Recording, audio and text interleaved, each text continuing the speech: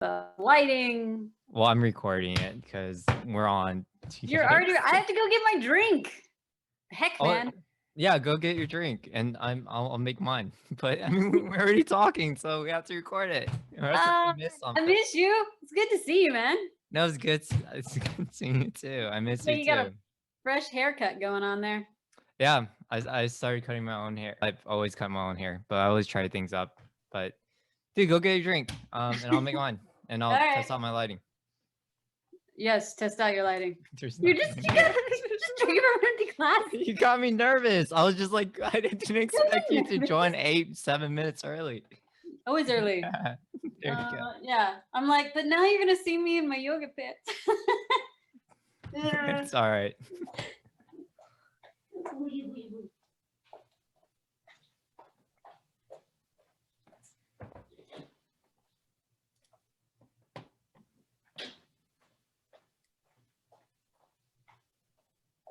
Yeah, I did notice you had pretty even lighting when you were doing it.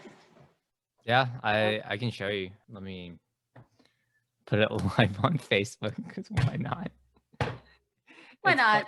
It's funny. Fuck it. Like I purposely didn't show or share it with a lot of people at work. Only like people I know that would care. Because, anyways, long story short, someone messaged me and was like, "Hey, our manager and my coworkers are talking about." I was like, "Stop stalking me, guys! Like, what are you doing?" You're the young kid. You're the only one with shit going on. They're all stuck at home with their kids Yeah, doing preschool math. probably with Adrienne. And You live in a small town, man. yeah. Me doing a podcast, nobody in LA gives a shit. Really? This is like 50 other people are doing it. Oh, there's like way more than 50. Yeah, I started doing one, but it was just to get it to the quality that I wanted. There's just too much time, like, to do it. Why are you still there again? What? Because you're from Texas, right? Yeah, I'm from Texas. I'm in LA though. Why? This is where the entertainment industry is. You can't work in film and TV and not be in LA. Is there another, like, besides Cali, is there another place where entertainment's big? New York would probably be number 2. And then like Atlanta, they do a lot of filming there. But the thing is they do most of the hiring here. And then everybody goes to Georgia to actually film. Shit. So if you actually want... I think I put too much. Whatever, sorry, continue. If you're doing something... It's vodka, you'll be fine. Yeah, I'll be fine. It's Thursday. It's Thursday. Thursday during morning. The first year of quarantine. Yeah, there you go. Ridiculous. No, one of the big misnomers is they'll hire the PAs and they'll hire the drivers and stuff in Atlanta. But if you want any of the bigger ticket jobs, they'll hire the extras there too. But the bigger ticket jobs, they're all hired here in LA. Is it competitive? It is insanely competitive. There are like 100,000 people vying for every single job. And that's why you got to know the right people and nepotism. And we have a saying that it takes 10 years to become an overnight success. We talk about these people that just show up and they're like suddenly famous and they've been here at least 10, 15 years, going to auditions, getting rejected, going to networking, working on small projects. You got to remember that like on average, it takes a full-length movie. It takes 5 years to go from inception to actually making it, if it gets made. For example, Queen's Gambit right now, which is the biggest TV show on Netflix. Yeah. It took him 30 years to get someone to make that script. He researched and wrote it over a couple of years and then has been pitching it for 30 fucking years. Why did it take so long? Nobody wanted it. They were like, no one's going to watch a TV show about a girl playing chess and drinking. The fuck, man? Is it strip chess? Maybe I'd watch that. And then there's this is a new golden age of television with streaming, taking bigger gambles on other projects.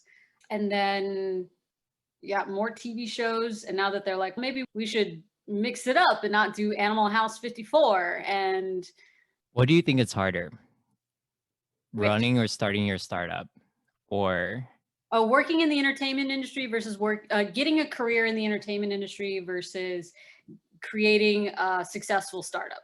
yeah, Is that really, your question? Which one? yeah, because you mentioned Queen's Gambit took 30 years. Dude, if it takes 30 years Yeah, to start a company and get your first funding, it's like at a certain point you just quit. the entertainment industry is harder. But yeah, but I would say you got to step back and look at a couple different things. So if you want to work in local news, where you're at, what is it, KVTV in Austin?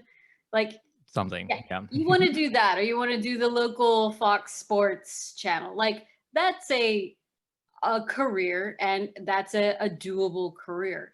But if you want to be one of the entertainment industry, while being a billion-dollar, multi-billion-dollar industry, really only employs less than 1 million people.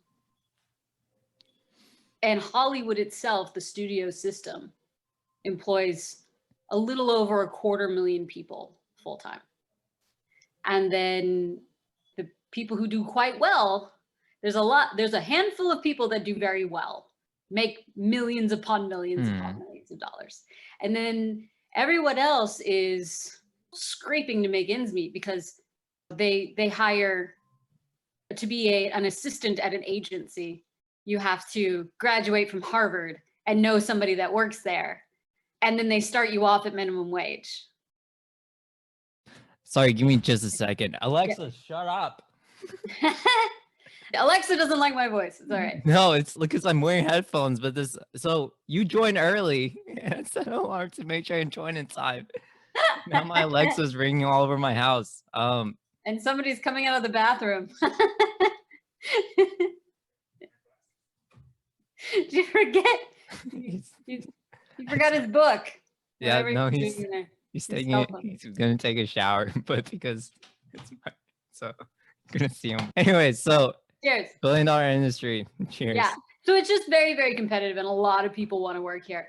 I would say also, but if you wanted to go on like a more local market and do local TV shows or local music videos and things, like there's commercials, then that's a much more doable career with a lot less competition.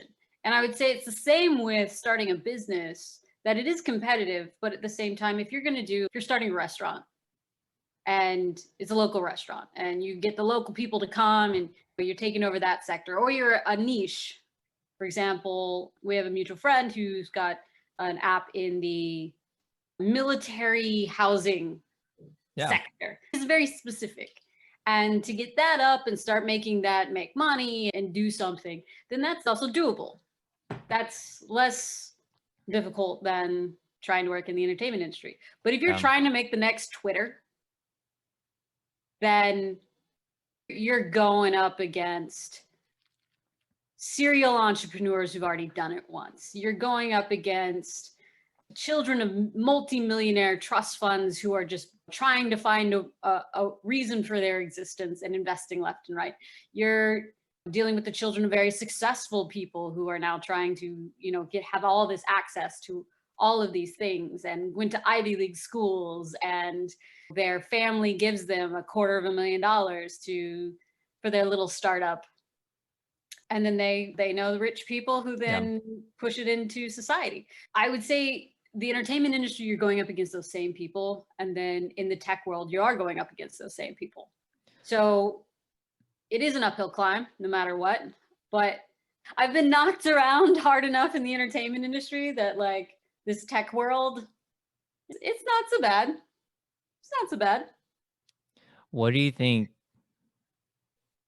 Because I'm assuming like in the entertainment, because one, you're both in entertainment and you're starting your own startup. Which one thick in your skin more, like your military experience or afterwards? For anybody who is just tuning in and doesn't know me, let me introduce myself real quickly.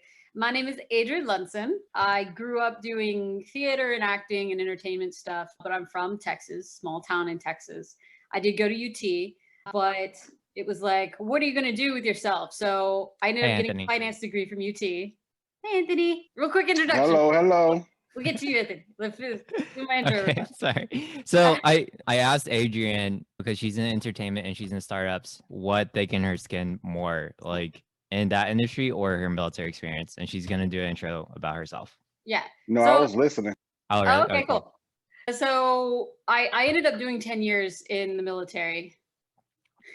Which town were you from in Texas? I'm from a town called Humble, Texas. Humble, Humble, outside of Houston.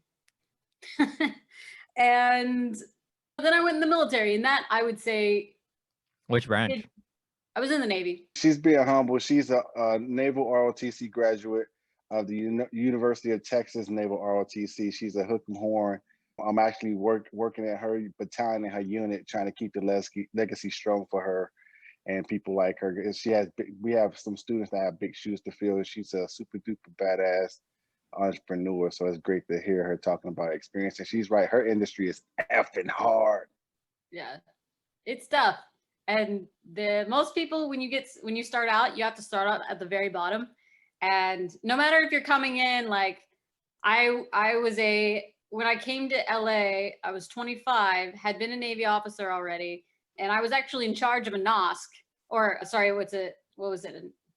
Did you go to LA for your? Yeah, I was in charge of a pretty big military unit, and I still had to start off at a PA doing like minimum wage. And then if you want to move from one sector to the other, so I started off in live TV, and I wanted to move over to narrative. And I had to start back at the bottom, back at minimum wage. Yeah, 16-hour days. If you don't love it, you won't stick around. How's everything going since I saw you right before COVID to destroy what was South by Southwest weekend? I did. I got into I was in Austin for what should have been South by Southwest. Right before the lockdown happened, I was able to get one last trip in before they started shutting everything down. Pretty much just got a new apartment and have been trying to get I had a lot of problems with my programmers. And if anybody's worked with overseas teams, you have problems with that. But did manage to drag kicking and screaming the software that we were building specifically for the entertainment industry, which is another fun level of difficulty on top of it. Dragged it to at least one big milestone this week. Everything's going up to production. And we do have a couple of bigger entities that are taking it on to support their production. So essentially created a project management software that now productions are starting to use, which is awesome. Congrats. That's awesome. Yeah, congrats. So no, I remember, which is one thing I want to tie off with is I remember when you were first telling me about your startup and you were explaining to me what the current entertainment industry was using. I was like, really? I would imagine the entertainment industry, knowing that they're always coming out with the coolest new shit with CGI and all stuff, their production would be also modernized. But you were telling us they were using pen and paper and walkie-talkies. Yep. So if you were to go on a set in the 30s or after the advent of the typewriter, so I guess like 30s, 40s, and then you were to go to set today, with the exception of cameras and the camera monitors, everything looks pretty much the same. Yeah, the way they keep track of everything, the printed papers, all of it, the printed scripts. It's just that you can't have a single point of failure. And I think Anthony can back me up on this. There's several industries that you would think are very high tech and very advanced, and they're not. And one of which is the military. Yeah, using random people off the streets to carry your shit. It's like, what? I would say the government as a whole too. Really? Yeah, it's very archaic and antiquated tools, items, things we use. Super duper old school. Well, I was watching recently on Netflix, Spycraft or whatever, and it's talking about this organization called OTS. organization technologies, like they would create literally this high-tech stuff that you would see in James Bond movies. I guess they don't Right. give it to. Maybe it's just Yes. all for Air Force people. Yeah, the Air Force is like, they want to be cutting edge. They want to innovate. They're into that. They've got some really cool programs, actually, that I've now gotten in touch with them over in the Air Force.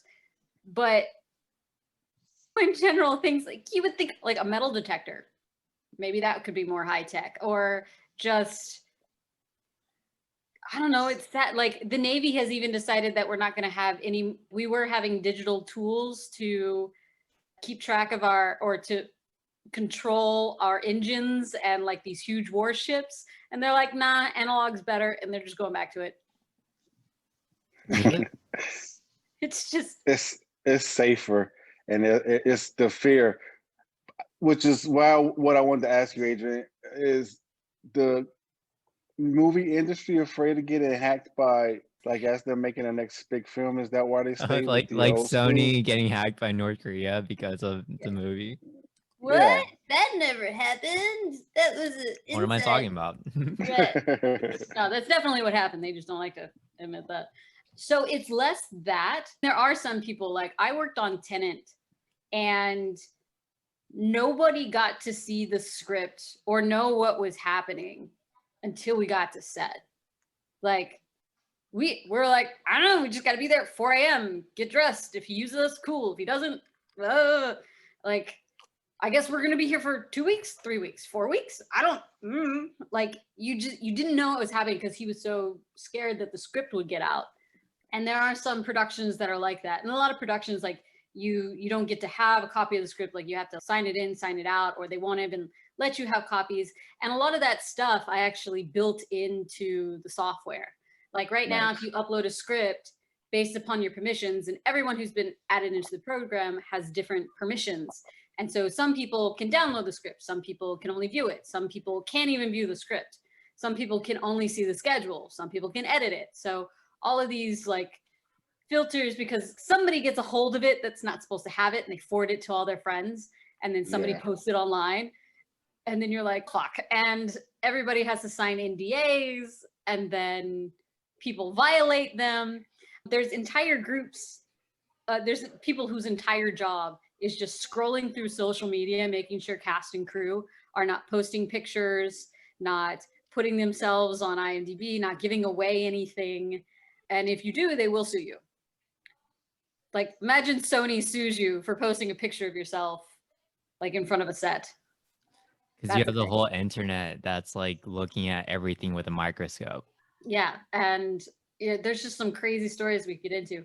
But the main reason why the entertainment industry doesn't want to move forward is, in my opinion, the same reason why the military doesn't really want to move forward, is because you can't have any mistakes. Like, you can't have the system go down. Like, you just can't, like, the actor not showing up the day the actor's supposed to be there, or you forgetting.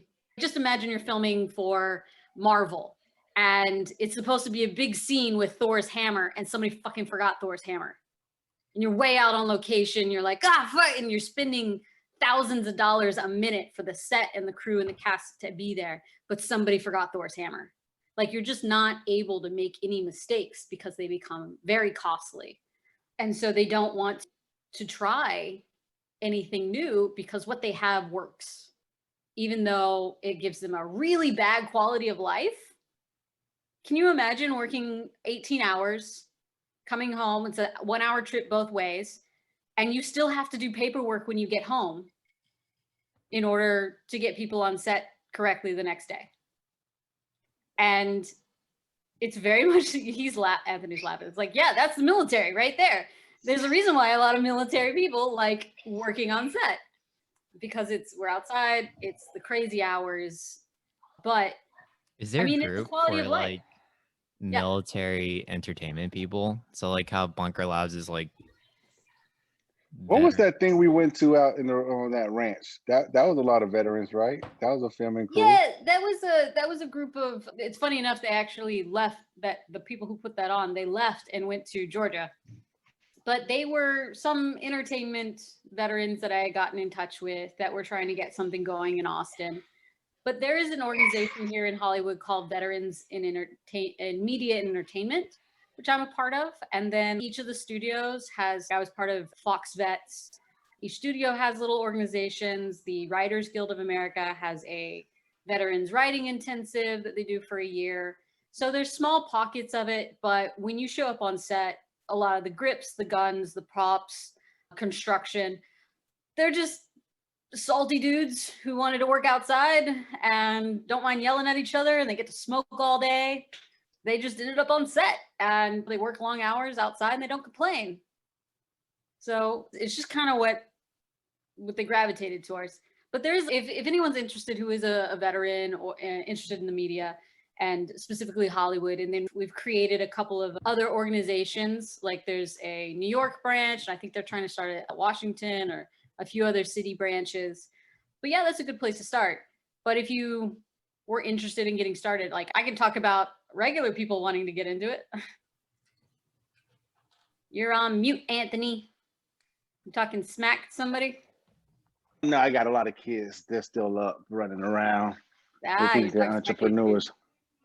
I did want to ask you a question. YJ, don't let me jack the interview. Oh no, go for it, man. It's just a conversation. He's got his good.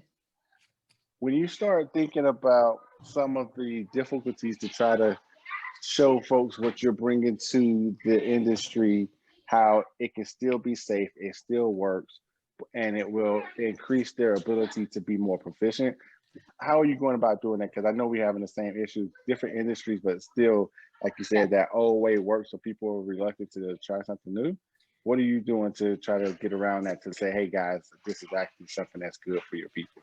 I, believe it or not, COVID has actually helped with this, because prior to COVID, people were like, no one's going to change. No one's going to change. Nothing's going to happen. And it's really difficult for me to, in networking with someone, be like, I have a tool that will make your life easier. And they'll be like, all right, cool. I'm sure you do. Roll your eyes and walk off, whatever. But with COVID, people are like, we need to find other options because the entertainment industry has been shut down. So if you are not a huge show with millions of dollars, you're not filming right now, because the unions won't let anybody film that aren't following these very specific COVID protocols and having cleaning crews and everybody getting tested and all this other stuff that adds up. And if you can't add another 20% to your budget, then you're just not working. So that adds up to the logistics, and then that adds up to the overhead that you have to manage the logistics. So if you can find a way to cost saving, something that'll save you 10, 15%, then there's a possibility of going back to work. Also, the smaller people, they're spread out all over the city, and you're not having your in-place production meetings, and you're not getting to print out and work on tables to figure out scheduling. The way we do scheduling is very archaic, with like strips of paper organizing it into the shooting schedule. It's crazy. So now that there's an online version where they can all be at home working on the same, it's like doing a Zoom meeting, but with all of their scheduling stuff. And then we're about to do the budgeting stuff. And then we're extending it into a mobile application. So instead of having somebody standing there checking people in at work, they're able to use apps to check in. And how I've managed to get around it is, and Anthony, this might help you or anyone else who's got like a new idea that's just difficult to explain.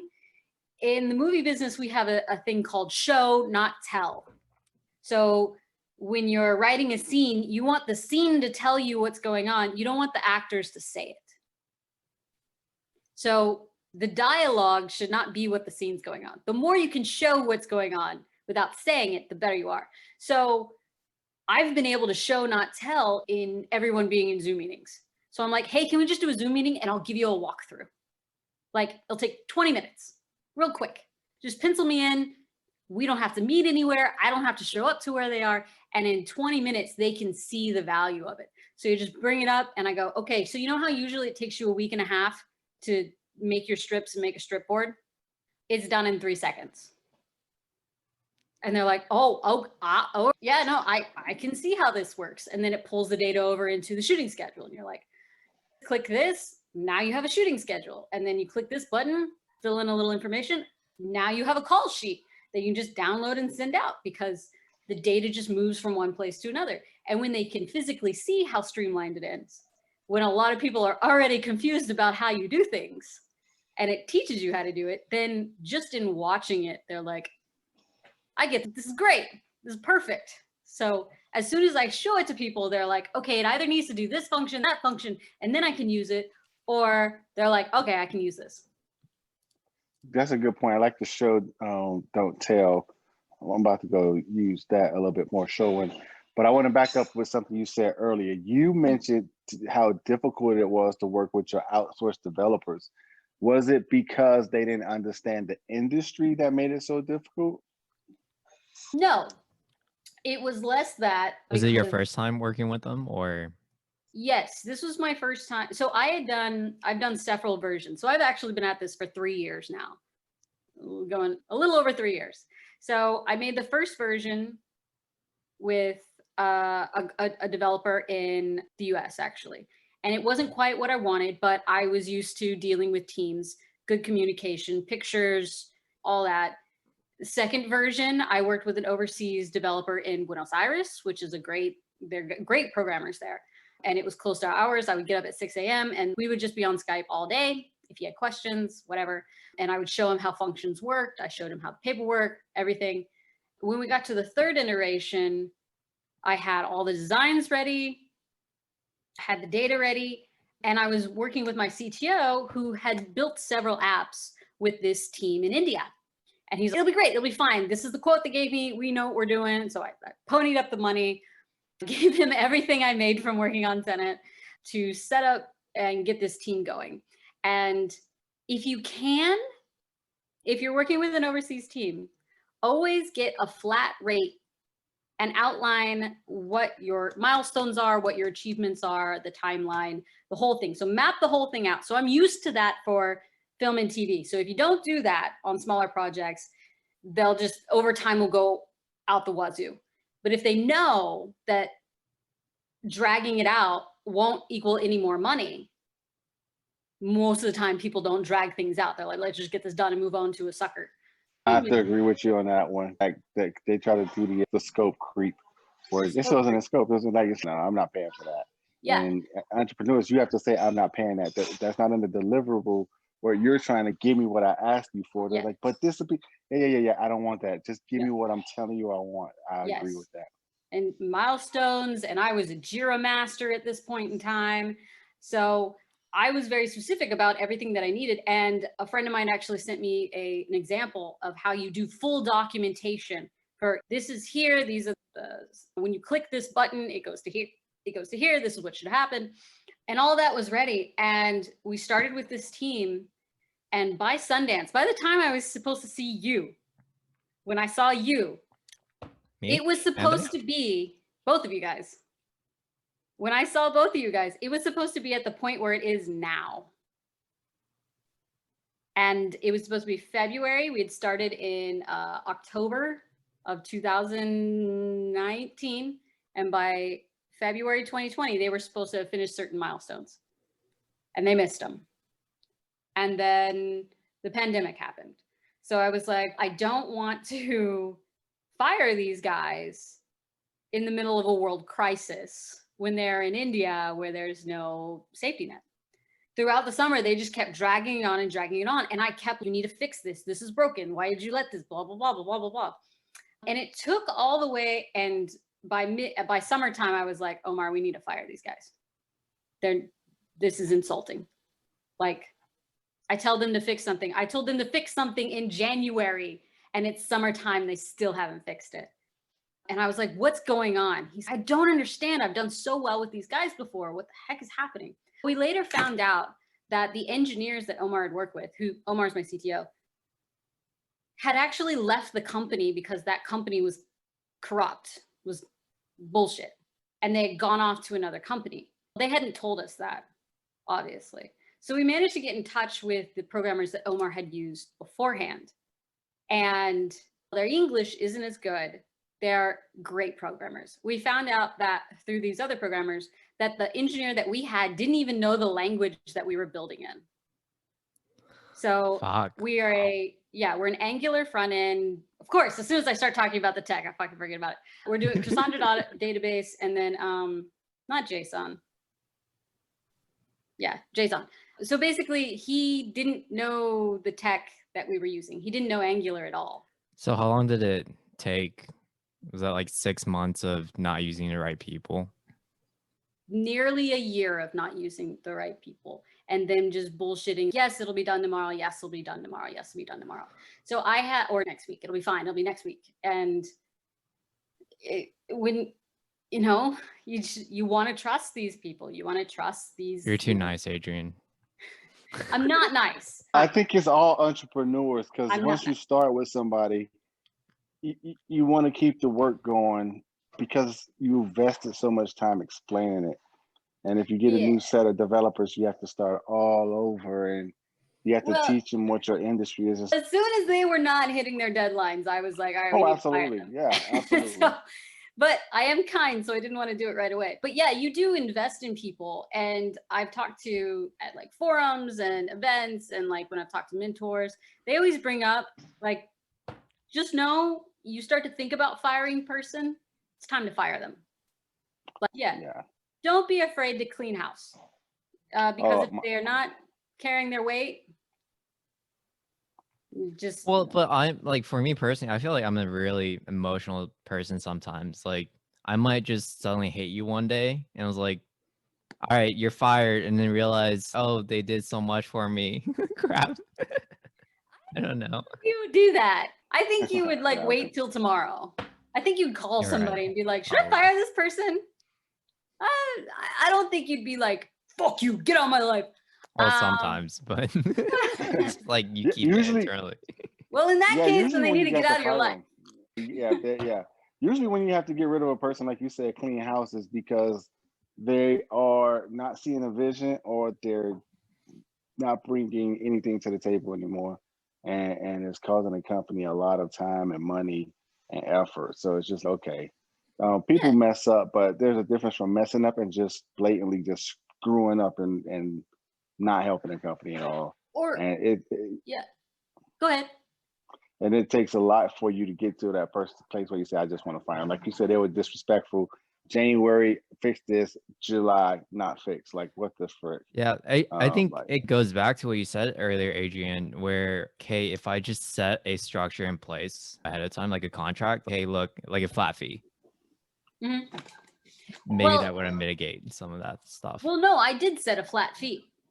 I said they weren't making anymore. And so we had to get the owner of the company involved, because the owner of the company had a set payment. That's all he was getting. But the program, this is how corrupt this company was, that these programmers were dragging it out so they got paid more, and the company was paying them. But we had a flat fee with the company. So no matter how far they dragged this thing out. So it was instead coming out of the pocket of the CO. I wasn't paying for it. And that's the other thing. Like, I had it in place. Like, I went through finding a new team, and then but there just wasn't money. And then we tried doing the investor thing, but we weren't quite finished yet. And we had it paid up. And that was the other thing, is we had it paid up into the finish line, and we couldn't get across the finish line. And here was the other thing that they did, is I was very specific on, these are priority 1 items. These are priority 2 items. Then you get to the priority 3 items. Like, that's how you do it. This is important. This is what I want. Mm-hmm. Yeah, do it this way. And you have to be very specific about that. And even though I did everything right, they started with a couple of the priority 1s, then they went to a priority 3, and they went back up and changed some of the views on a priority 1, then went 2, then back up, then a 4. That I didn't even ask for, they were like putting in. Just wondering, because I do work with people overseas sometimes, and my job, sometimes I have to reference, these are things that you do not do as well. Is that something that you learned or thought about doing? That is important as well. They would start on something, and I would literally pull them up on Skype and scream at them, what the fuck are you doing? I just got to that point. And because Omar was trying to work with them, we were trying to work with the CEO or the CEO, and I finally just in one Skype meeting, they finally admitted that they were not capable of doing the things that they had said that they had already done. So these people were going to lie to me and do things. They were going to lie to me and they didn't care. Like they were trying to get money and they really just didn't care. And they were going to say or do anything to get that. So we started trying to find a new team. We checked. And that's the other thing is finding a new team. So if you are a startup person who wants to create a startup specifically in the tech world, it's best to get with a technology person who already knows people to work with. Because the best teams, you're just not going to be able to afford them. Like I talked to a couple of in-house team or in-state teams or even hybrid teams, and they were like, this is going to be $500,000. This is going to be $250,000. And I'm like, I don't have that. And there's smarter people overseas. We'll do it for less. Yeah. And if you can find like the team we have now are some very competent and capable programmers who are just knocking stuff out, but they don't really like Jira. They don't like doing that. And then their English is not great. And that's just, but their results are great. I think that's a business opportunity. Well, I have a friend who I studied entrepreneurship with at the University of Houston. We also worked together, and then he recently left to go back to India to help his dad's business with something really cool in the education space, reskilling a lot of these manufacturers, laborers to do something else. And it always grinds his gears whenever I tell him, oh, I'm working with some people in Pakistan to design my stuff. It's like, YJ, stop. Like, work with people from India. I was like, if you want to create an agency for me, I know English, I know you can manage them, then I'll find people, or I'll find startups who would love to use you as well. Yeah. And I now know a few people who are, now that I'm getting more into the technology spaces, I do know people who do that. And I'm able to deal with the English since like I've been someone who's living in a country that's not my native language. So we get around that. That is an arbitrage opportunity for anybody who's trying to get that together, is because the English speakers who are great technology people get recruited by Google and Twitter to come over to the States, and then they're too expensive. Same with Ukraine, same with Buenos Aires. So my programmer in Buenos Aires, he had great English and he was a great programmer, and he got bought by it or hired by a Dutch company and taken to Europe. And now he's too expensive for me. That is so true. My team is out of India, and they're really good. Their English is good, but they manage other developers, UX, UI, front end, back end, the whole gamut. And I'm on the phone with them, Slack, WhatsApp, everything. And it's important. And they've arbitraged that model to the T. And they have 50 gigs going at once, but they have a warehouse of developers that they can turn to, go around in a native tongue and say, this is what we need to do. And they make some really good stuff. And it's not expensive. That is a great opportunity for any entrepreneur that can go to these other places where they have really good programmers and be that middle person and make some really, really good money. And if you have friends that are from there, just threaten to use developers from the country that they're not part of. You did that? You threatened to just get a better deal? Yeah, I was like, no, I'll keep using the person from Pakistan. He does great work. No, I was like, unless you start producing kids, that can help me with. Yeah. It's true. My UX UI, he's in Ukraine. He's great. Mine is in China. Nice. US and China, developers in India, and I got somebody somewhere in Europe. They're all over the place. Yeah. And I will say, I have tried doing American developers. I really have. And I paid the price, and I paid the price just because one guy billed me, because we had a phone call and he billed me for the hour for the phone call. Okay, that's fine. I had only had a couple of things for him. Like I wanted to know like these deadlines, whatever. And our actual conversation was like 7 minutes. And then he spent the next half hour talking about his karate tournament or karate belt he was about to get, because I'm martial arts, and he wanted to talk to me about that. And then he billed me for it. And I was like, hang on a sec. 1 second. First of all, if you're going to call a woman and just talk about shit she doesn't really care about, you should be paying me. Second of all, Now like, you be buying me drinks and yeah. something, Jesus. And I'm just like, yeah, that's great. That's cool. Yeah. And then he billed me for it. And I'm like, No, so I haven't tried American yet because I've been selfishly trying to find veterans that can go our military spouses.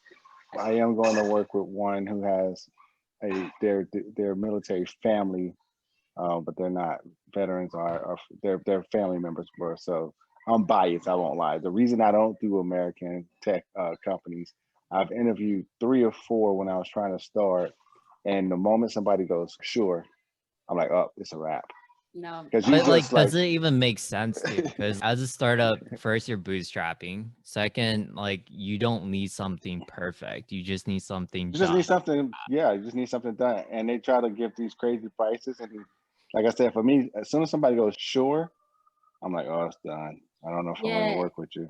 The moment they send you over to their sales department, The minute they Wait, have a sales department, it's like, it's just different. They that's get what to I'm the paying sales too for. quick. And like you said, YJ, I'm trying to explain like what I'm doing, and you're just like, "No, we can do that." I'm like, "But how do you know?" they Like, "No, we know. can do it." It's like It's, you didn't even try to understand the problem. No, we can program it. We can make it a site just like that, just like that. yeah. And What? like, All right. So which languages would you suggest we oh, program? What kind it's of always basic? Python, Python, Python, Python. Pythons? No. If you want, no. Python is great for basic functions inside of a website, but Yeah. you want to do a directory of houses for sale. So I mess people up because I never tell them I have an engineering degree in electrical engineering. And because I was a MECEP, and she knows what this is, it's a Marine Enlisted Commission Education Program student. I couldn't stay too long to finish the computer engineering course. So I was 2 classes shy of getting both degrees, right? They So teach you I something in the coded. military? No, this was at my school down in Tallahassee, Florida A&M. And the ROTC, like they're sticklers for having a certain GPA. If you're a certain type of major, you have to get, like, she had to take calculus and physics. And what was your major? Was it a tier? What kind of major did you do? I have a BBA in finance. Okay, But, and you still had to do physics 1 and physics 2 and Cal 1, Cal 2. Yeah. So yeah. And I don't tell them I know all of this stuff from like the old school background, like when it was C plus and C# and all of this. So I'm like, I'm a little rusty, but I understand the stuff I need to understand. Right. And I just, "No, we'll do this and we'll do that." And I'm like, "I don't know if that's a good idea." "Oh, trust me." And I was like, "I can't trust you because you don't know what you're talking about."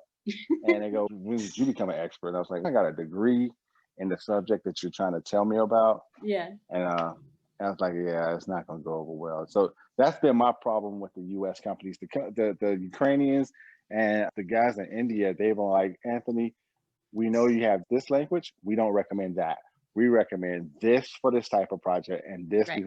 Here are the 2 types of language." Like mine was between. I kept saying, "Hey guys, do we want to use Java, the actual Java instead of JavaScript, or some other language?" And they're like, "We want to use Java, and here's why."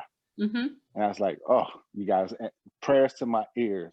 And then it was like, on the front end, we're going to do Node, and we're going to do HTML, and we're going to do this and this. And I love it. I don't know why my brain farted. We're on Node.js too. I'm just like, JSON. Yeah. I'm like, I know I use JSON in the front end, but that's not the full language. That's just an additive. I'm like, what? I was trying to find this So- comic where there's this comic from work on, I don't know, I just followed random shit online, but it was a comic where there was like, oh, like this guy's asking like a engineer to do something, and then it says, okay, we'll also have a project manager to help speed it up. And then it's just this project manager asking this like the engineers, "Oh, this is simple." And then the project manager comes in and says, "Oh, when are you done? What are you doing?" And just like making it longer. And that's what you're paying for. Like, whereas you can just talk directly to an engineer overseas to get shit done for you. If you can be the project manager, so as an officer in the military, that's really what you are. You herd cats. You're a project manager.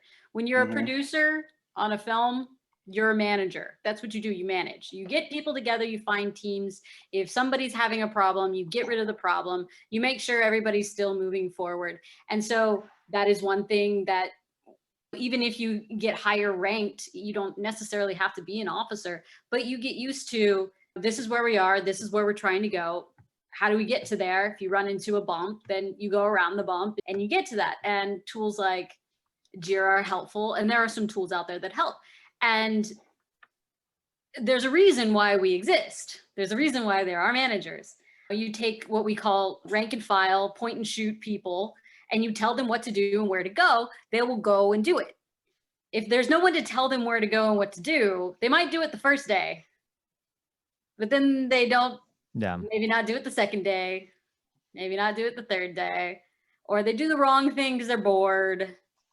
And especially when you have a full team, then yeah, you definitely need project managers to make sure that they're going in the right direction.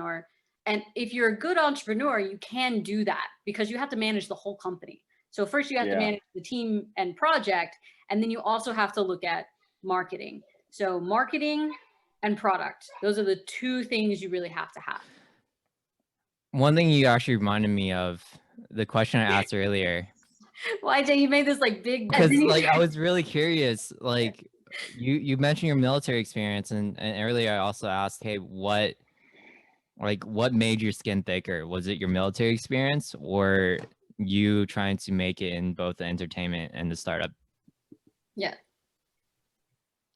Oh, the skin thickening? Yeah. The military will thicken the skin of anyone. That's what it does. You get pushed past the point of breaking in the very beginning in boot camp and things like that, where you think you have limits and then you get pushed way past those limits. You are confronted by people. You're basically in the Navy, you're stuck in very close quarters with people. And these are hard people. In the military are hard people, except for maybe the Air Force. I don't know. We're hard people. And I know Anthony and I seem very jovial and whatever, but this is civilian us. This is civilian us. This is not military definitely us. Not Marine me.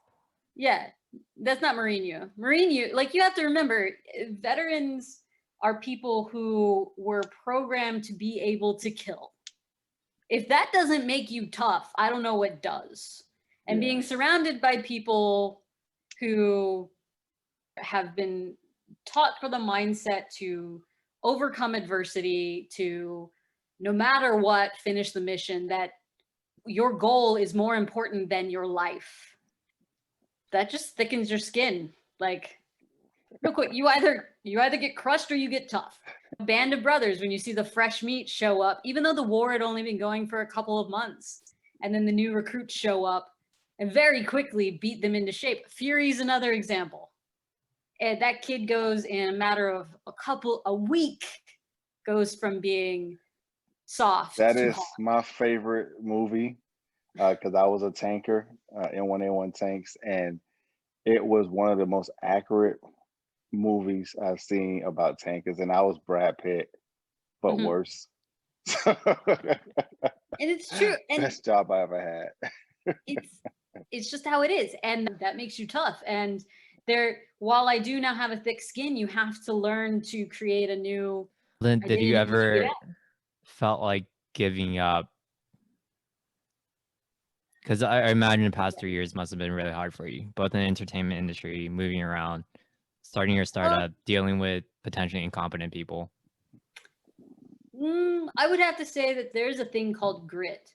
And there's also that I've been able to stick with this startup simply because I know I want to work in the entertainment industry for the rest of my life. This is always what I've wanted to do. Like, when I was 5, I wanted to do this. This is all I've ever wanted to do. And the military was a fun, cool adventure. And it was great. I learned a lot and I became a better person. And so now I'm here and I'm always going to be doing this. And I do very much enjoy innovation and technology. Like, it's something I can. You're like talking about 3 spectrums right there, like creativity, very action oriented, very systems oriented. It's like all over the place. It's all in one. So that's the military. And you notice she said she didn't answer your question about quitting because it's not built in there. No, I'll get to that. I am. I would say the wanting to quit, you're in the middle of an obstacle course and yeah, you want to quit, but you want to, but do you? Yeah, you don't. exactly. You You're don't. not gonna You ring don't. that bell. Yeah, that's what the military really teaches you. It's like you are exhausted past the point of exhaustion, but somehow you find more and you stay. You might be dying on a 6-mile run. It might be 4 o'clock in the morning and you still have another 2 hours on watch, staring out into darkness in the empty Pacific. And you gotta find it in yourself to stay awake another 2 hours, even though you haven't slept in 2 or 3 days. And you don't even get to sit down and you get caffeine and that's it. Like, you just find it, and we call it, you dig deep and you find it. And when you do that enough in life, you're just like, this is annoying. Well, in the military, you had your comrades, your platoon, you have your brothers and sisters right next to you, you know, holding each other up. Sometimes. Yes. Sometimes. But she was as an officer, it's lonely.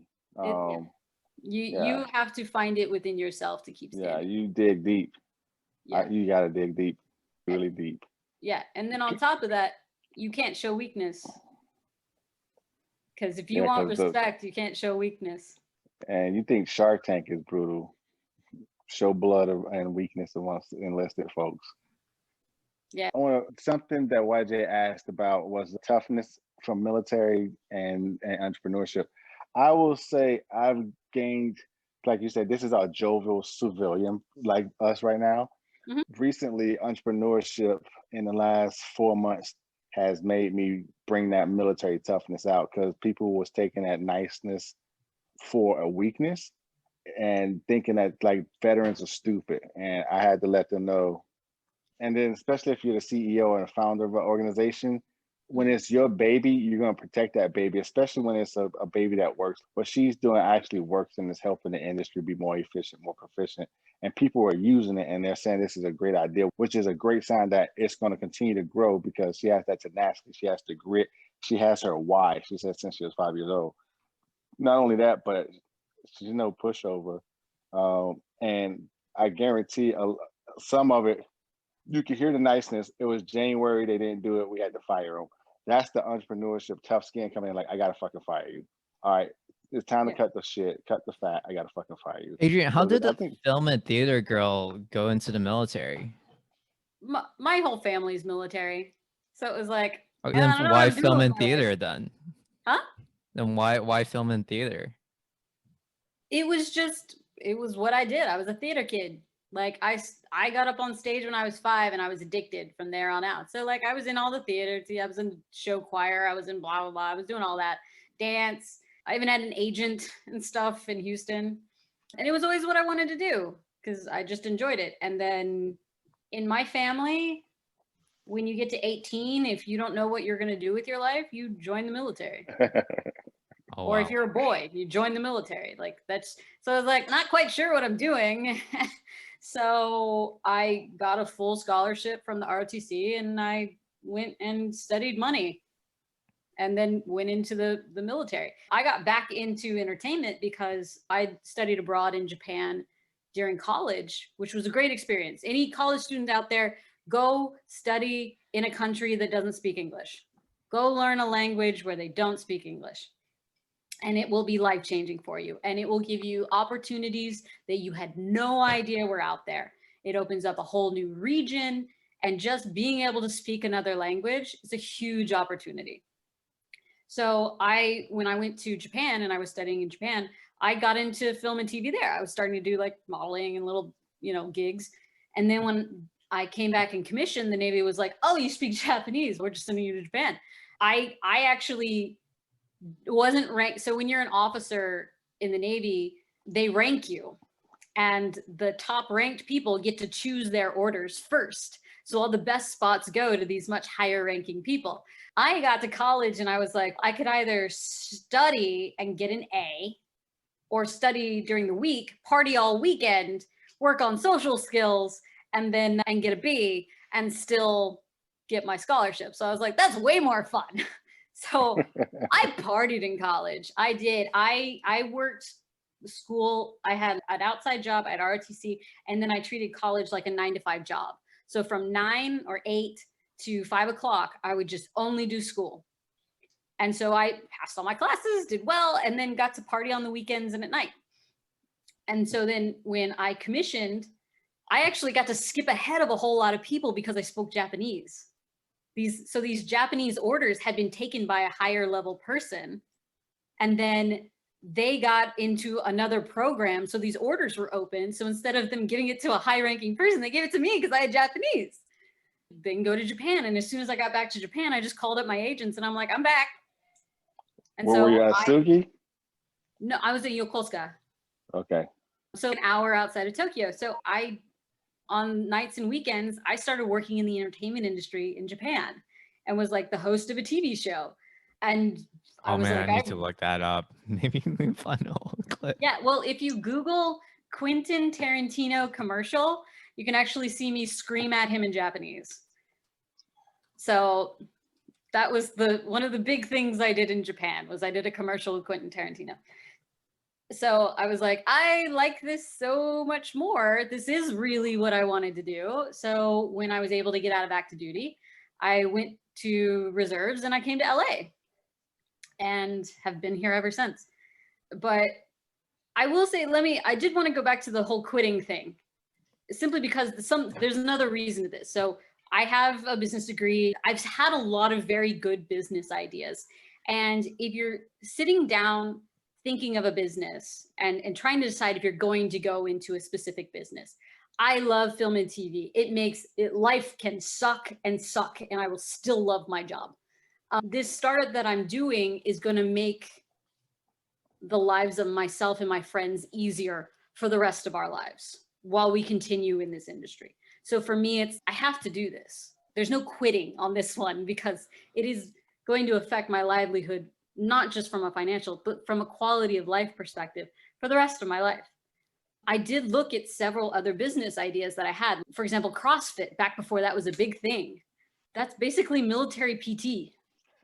Like, it really is, with some weightlifting involved. So I used to train people. I would have 30 people showing up to the park where I would just PT the shit out of them, and they loved it. And I was like, if I got a gym and had some weights and maybe some boxing stuff, and like to franchise that out. And then I just had to ask myself, I'm like, Adrienne, do you want to spend 10 hours a day at a gym? I'm like, I know. It's just something you're good at, but something you didn't really.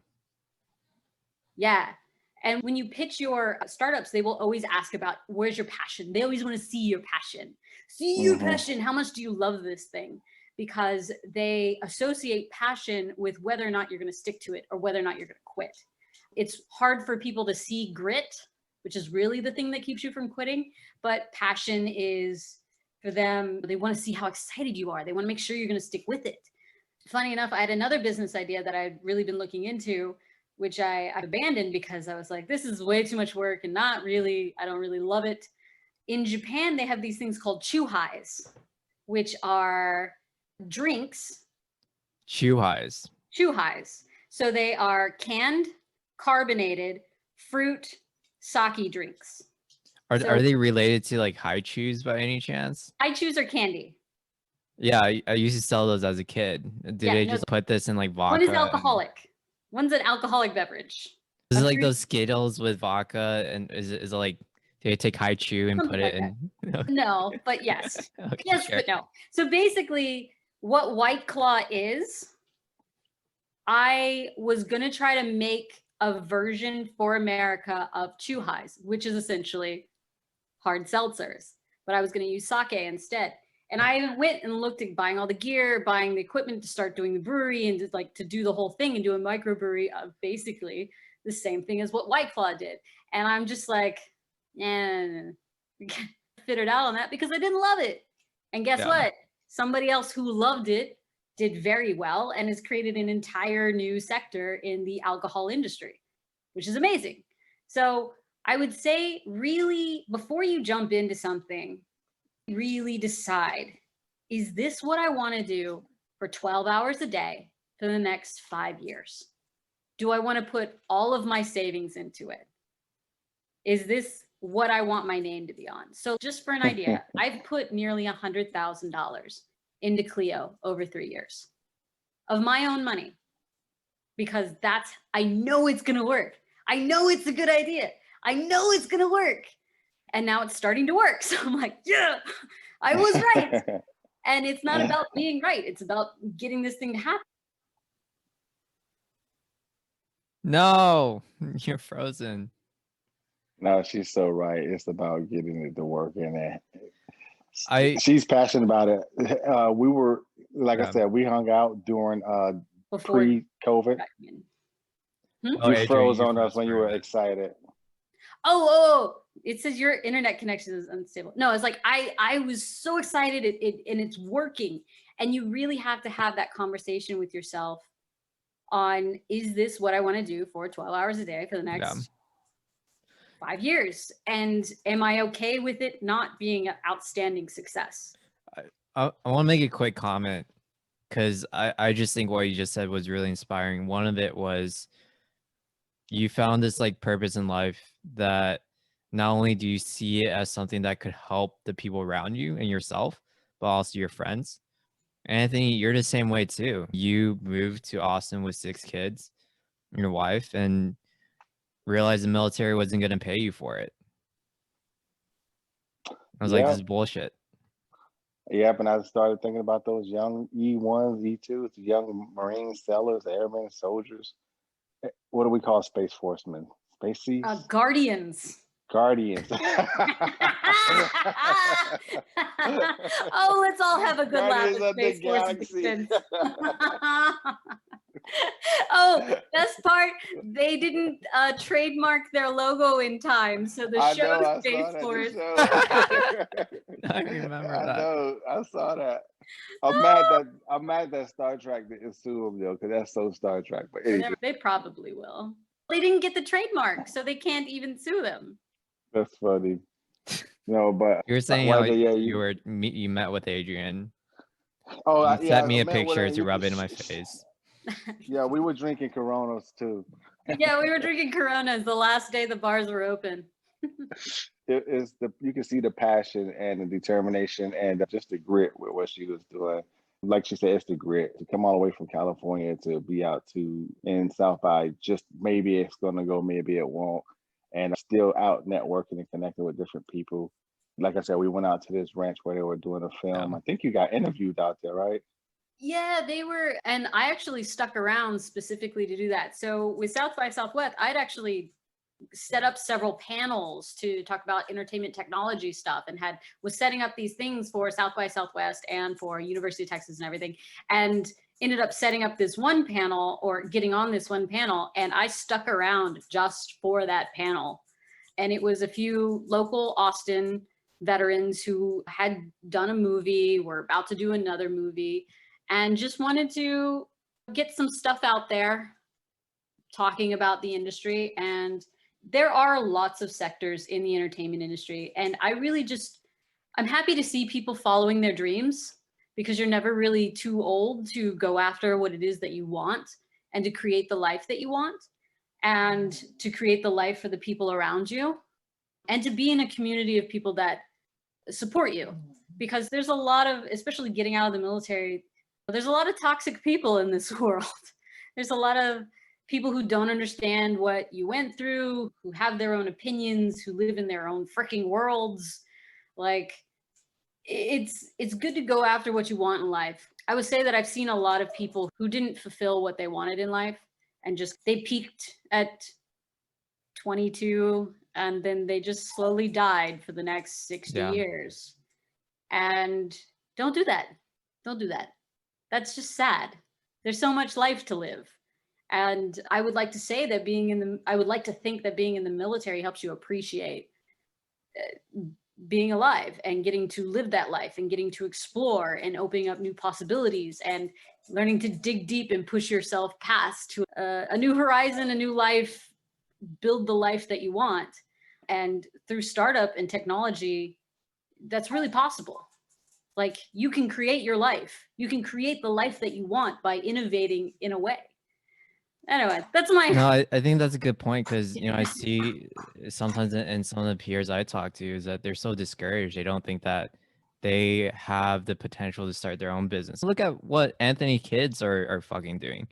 You're 12-year-old, 11-year-old managing Facebook ads, your 80-year-old doing your business plan, and your 6-year-old asking you if he can take over when you die.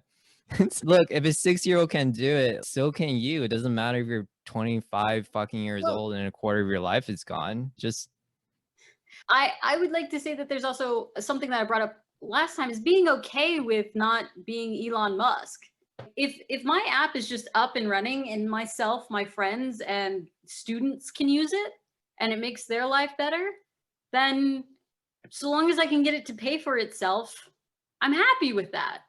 I did go big, so I think it will do much better, but to be able to create a life for yourself, I feel for this next generation that sees on Instagram and Facebook these reality show lives, that there's a reason why we're called the 99%. Like 99% of people will never live that life, and that doesn't mean you're bad. That doesn't mean you failed. That doesn't mean you're not successful. Like, absolutely, if you can absolutely pay your rent, go out with your friends, have a car, travel a little bit, support a family, you're doing just fine. That's still a life to be proud of. I would recommend most people read The Millionaire Next Door. That book tells you like how many people actually do well that aren't in the limelight: plumbers, roofers, those type of entrepreneurs, small business owners that get out there and just make things happen. Can you imagine how many construction and contractors got rich during 2020 because of COVID? Everyone is sitting at home like, I need some stuff going on my house. I know I got new windows, my house got painted, I have a new kitchen, and I'm looking at the floors like, I never paid attention to these floors because I wasn't at home that much. But I think I want all wood floors. Yeah. And like, man, we need to add another room for the kids so we can lock them in there. All that. Exactly. so they can work for my sweatshop. Yeah, or you're like 3D printing sweatshop. Yeah. Making games. I gotta wake up and be a Marine tomorrow, you nasty civilians. So I'm gonna I'm gonna sign out. I gotta be at some PT in the morning. And real quick, Anthony, before you sign out, what's your app? Oh, at ease. It's at ease. Like I heard you mention it to a friend who's creating a booking platform for military. New website's gonna launch in April, so I'm super excited. So everyone that's watching this interview, if an active duty service member, a federal employee, or a veteran, retiree from the government, tell them to check At Ease Rentals out. At Ease Rentals. Can't wait to see you guys in public. I know me and YJ, we caught up the other day. Thanks for dinner the other night. Oh, I also share this with Sabrina. I didn't pay for it. That Fed director did. So I know, but you still make the introduction. Man. The world's watching. Act like you're. And Adrienne, where are you in Cali? I'm in LA. I'm literally in Hollywood. If you go outside, you can see the Hollywood sign. I'm not coming out there anytime soon. You guys are like in phase purple or something. Well, your family's still here, right, Adrienne? Or yeah, they're in Houston. But I do love Austin. I have so many good friends. A lot of my friends from high school and college are still there. And it's always a wonderful place to visit. And I've got cousins. So she's going to visit us, Anthony. The ROTC. Are you guys back in session? Yeah. The military don't stop. Come on, look at this. You see this? I know you're looking at that. I was talking about UT. Yeah. We've been in person with the ROTC. Socially distanced, masked up, sanitized every 30 seconds. Yeah. I don't know about the rest of the school, but I know ROTC is full effect. I saw the Army in uniform and Air Force today. Navy, we were in uniforms Tuesday for the drill and everything else. So cool. Alumni are always welcome back. I've been vaccinated. All right, good. But anywho, guys, thanks for inviting me, YJ, Adrienne. Been a pleasure talking to you again. Great call. And much success to you both. YJ, I'll see you here in the future, buddy. Looking forward to it, man. Talk to you. All right, take care, you guys. We were waiting for you. But yeah, that's just it's gonna take. Also, it'll always take longer than you think it will, no matter how well you've planned, and it will always cost more than you think it will, no matter how well you've planned. Also, something you said earlier too, which I just think is an interesting topic. I never considered myself a really competitive person, but something I realized that I intrinsically do was whenever I see someone doing something and someone that are making it big in their lane, for me was not try to run in the same lane as they do, because that lane's already won or that competition's already won. I'm not going to be the smartest kid in college or in high school, but what I can do was, and what you did was, I'm just going to experience life more. So I'm going to learn Japanese, and I'm going to be the best at knowing Japanese as an officer. I would say that there's less at be like, you can be the best at something. Like here in the entertainment industry, there are people who are like, my dog wants to play. It's playtime. It's playtime now. I want to play. I'm hoping to get a dog this Sunday. We'll see. Here's another example in the military and in the entertainment industry. There's two types of people. There are people who know a lot about a little, and then there's people who know a little about a lot. And which one are you? I know a little about a lot. I fan out and obsess about a few things, but that's why I don't really tell people I'm an expert, because at really anything. But in the military, there are people who are experts in like engineering, or the gas turbine engineers, that engines that we had, and like the weapons systems, specifically the Sea-Whiz. They can fix those things no matter what goes wrong with them. And then there's the officers who know all the systems in general in that department, and then in general what the whole ship does and all the other departments do, and then how to drive the ship and everything. So if you're going to be in a leadership position, like if you want to be a CEO type, if you want to be the CTO or something, if you want to be in a leadership position, you need to know a little about a lot. If you want to be the person that does the exact same thing every single day, then you need to be an expert. So for example, if you're going to be the cinematographer that specializes in Natural Geographic, on location, extreme locations, filming exotic animals, there is that person, or two or three experts at that very specific thing that they do. And then there's the producer of the show, who also has to know about the finance and which cameras and how do we get the tickets and the visas and all that. And to tell you the truth, the producers get paid more. So if you want to be in charge, knowing a lot about a little, and the more you can know about things and the more things you can know about, the better off you are. Because I have the finance, I have the technology, I have the leadership, I have the management skills. There's really no project I can't take on. And I have a lot more confidence in it. And if you're good at learning what you need to know in a specific subject, like for example, marketing. I have no marketing experience, but I've learned enough about enough things that I have confidence I can learn what I need to learn about marketing to be effective at being in charge of it. Not necessarily being a marketer, but managing a marketing team. Knowing enough about engineering so that you can tell the engineering team what to build, knowing enough about marketing so that you can market the things that they're building.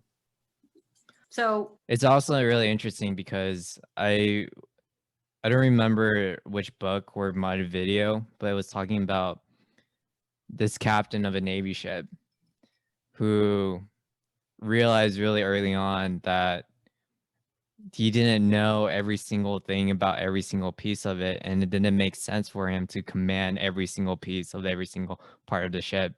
And so he would just through commander's intent, letting his, I guess, peers, I don't know what you call them.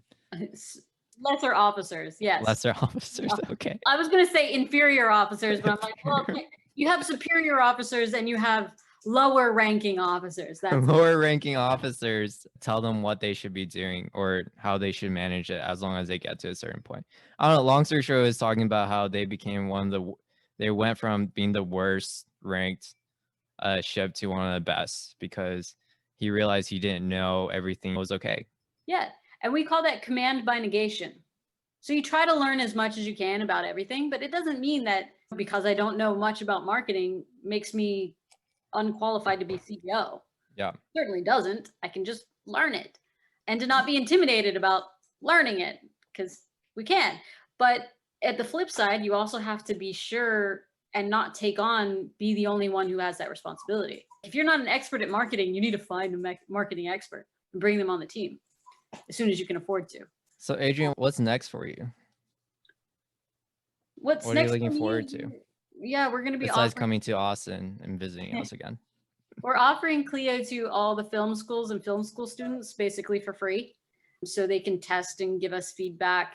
Still keep trucking along in the direction that we've been going now that we're getting some traction. So to just keep going the plan that we always had now that we fixed this problem with the production. And I'm actually going to get back into doing some more entertainment stuff. So I put a lot of that on the back burner to try to create what I wanted to with Klio. But yeah, I just booked a voiceover for an app. So now I'm the voice of a relaxation app, which is fun. This is not the voice I use. This is more my command voice. It's okay, who's relaxing to this? I'm kidding. Take a deep breath in. Find a relaxing room. Okay, stop. I don't need that much relaxation right now. But it's funny. So yeah, just getting to do the stuff that I love. We're going to be doing a short here soon, and then I'm hoping to do a full feature film this year for a script that I'm writing, and then see if I can actually sell a pilot this year now that they might be buying, but we'll see. Everything's just up in the air. It's just at this point in time, getting some traction and surviving what's going on. You know, you don't have to win every year. I'm like, I survived the apocalypse in LA when 20% of the population is left. Yeah. And still managed to survive here, keep things moving forward. So you can be proud of yourself for small milestones. For not quitting is a big milestone. What about you? What's up next for you besides starting a drunken startup podcast? Oh, I'll tell you on the side. Ooh, I'm excited now. But anyways, so what are the type of people? This just what? 1 sec. My dog had to go to the bathroom. Oh no, that's fine. Do you need to take him out? No, I've got a backyard. Okay, cool. What type of people? Oh yeah, no. What type of people should be reaching out to you, Adrienne? Why should people be reaching out to you? Let's do that one first. Why should people be reaching out to you? I would appreciate if anybody just finds this as an interesting story to follow us on social media. We do have a YouTube channel, Instagram, Facebook. We will be doing more of the story now that we've gotten past this big pain in the ass milestone of most people don't want to see a story where the protagonist doesn't win. And they also don't really want to hear about people complain. So now that we're at the point where the protagonists are winning and it's a winner's story, I think more people would be interested in seeing like what comes along. We'll be putting out advice on, this is a cool project. Do you know about this? This is an interesting resource. Marketo is amazing, but it's way too expensive. So try this instead.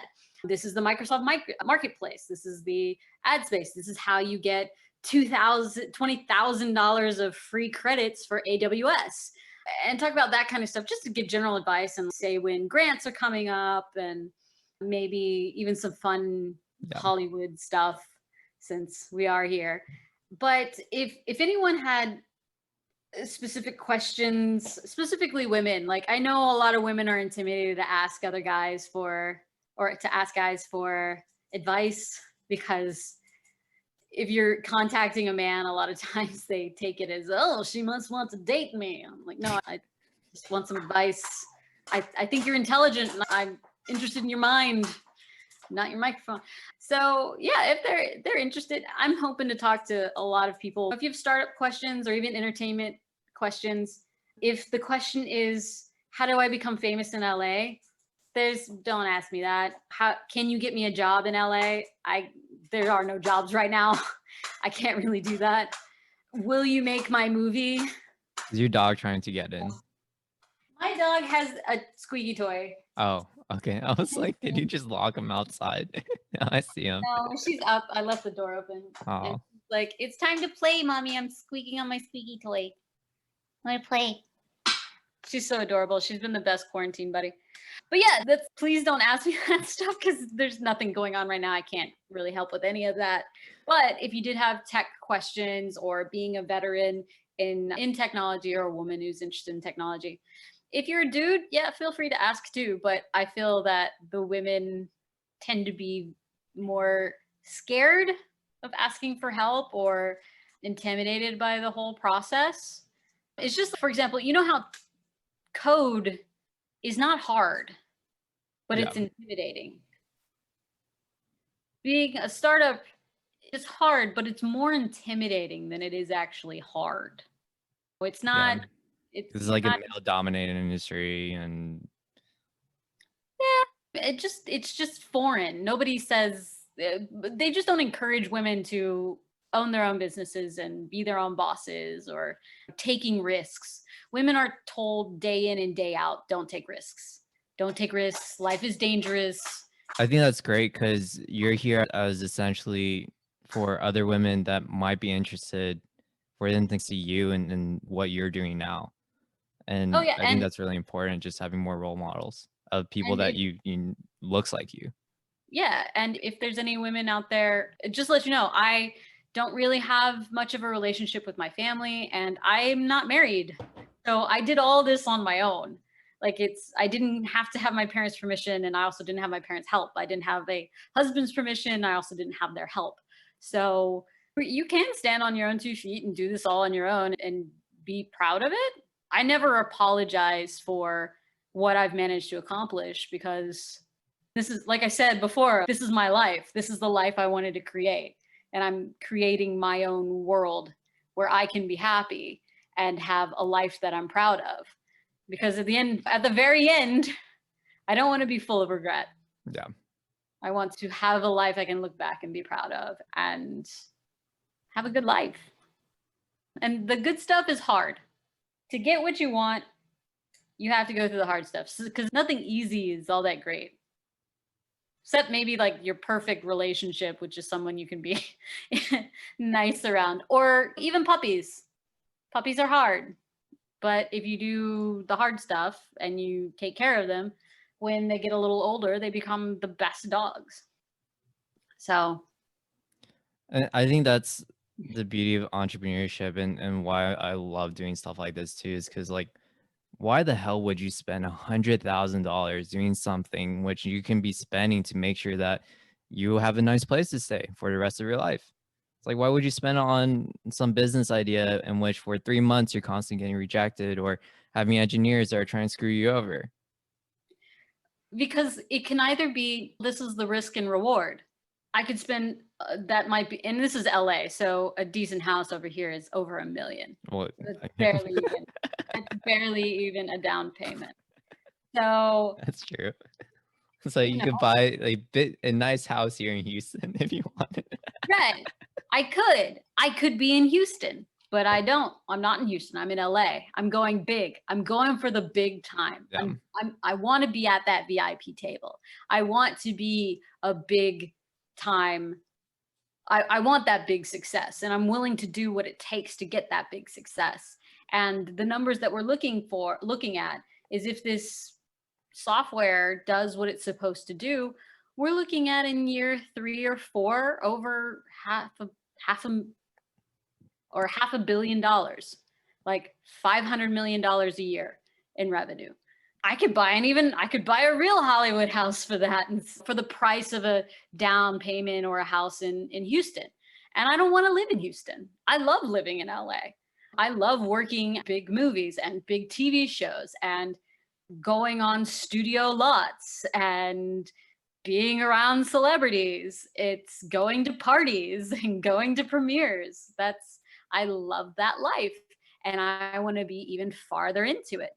And even if the startup doesn't go that far and it becomes just something where I can rent a house and not worry about paying bills and getting to make my own productions and once again create my own life and my own destiny, then that's great too. And if it's just, I tried this and it failed, the kind of opportunities that have come out of it already are very impressive. Like Microsoft, like I'm a Microsoft partner and I've had a relationship with them. I got offered a Microsoft job at Disney, but the caveat was I was going to have to get rid of Klio because they are a software company and you can't own a software company while working for them, kind of thing. And then you would have to sell your souls to corporate.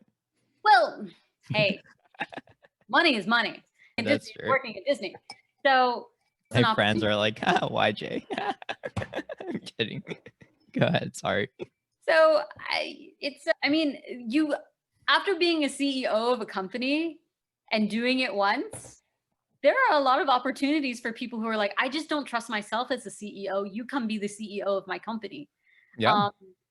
Or, okay, now you've managed to connect these two industries. Can you work for our big corporation doing that? I see you've done innovation in this industry. It might not have worked out, but come do innovation for us.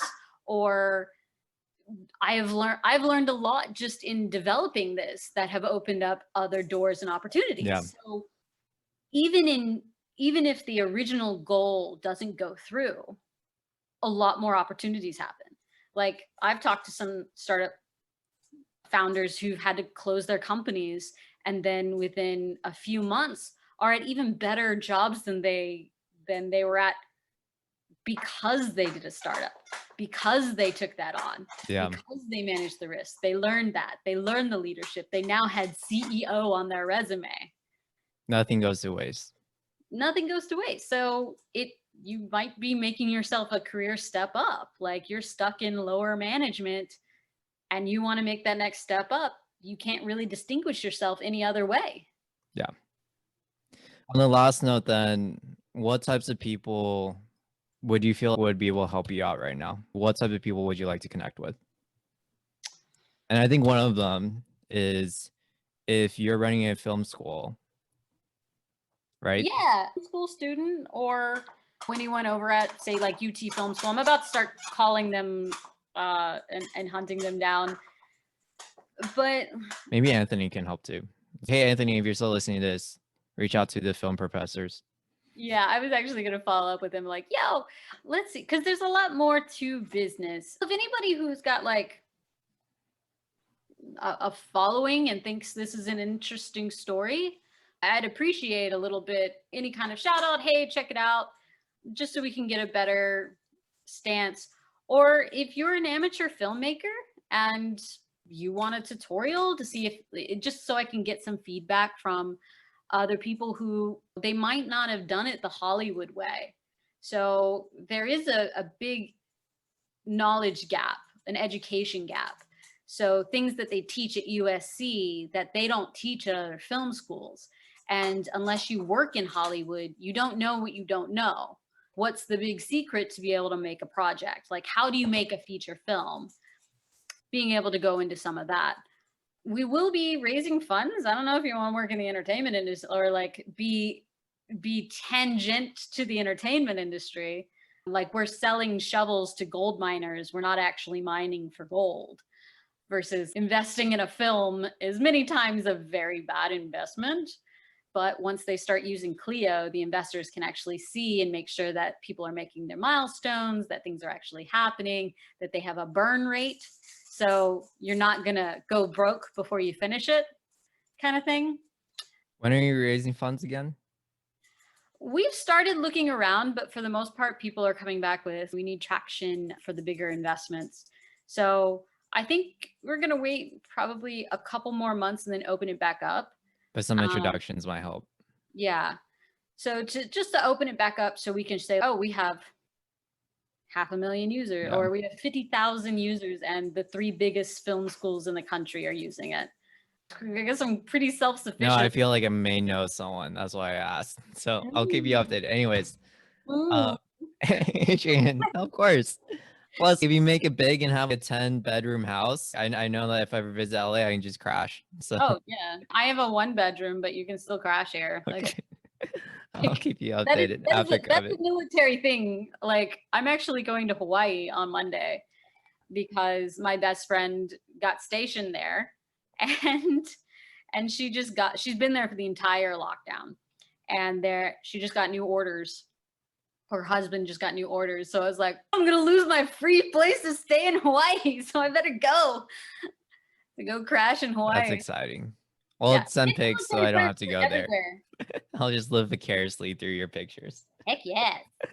So, well, Adrienne, it's a pleasure. It's great catching up with you again. Like always, definitely we'll stay in touch, and really excited for Klio Studios and what have you done so far. I know it's definitely not been easy, following a little bit about your journey through stalking you on Facebook.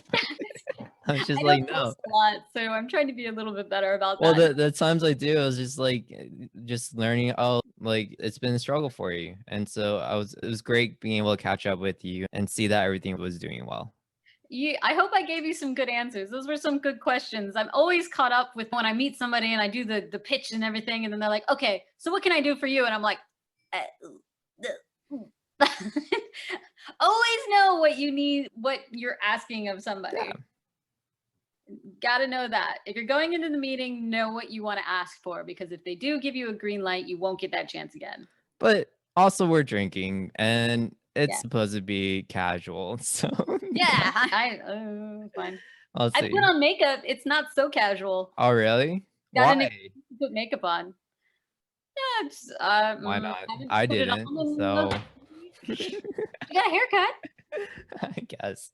Adrienne, it's a pleasure catching up. Hopefully the dog doesn't miss you too much since I took most of your time, but I'll keep you updated and I'll make sure I have all the links and the posts. I'll send you a draft beforehand and we'll stay in touch. Thanks. Bye.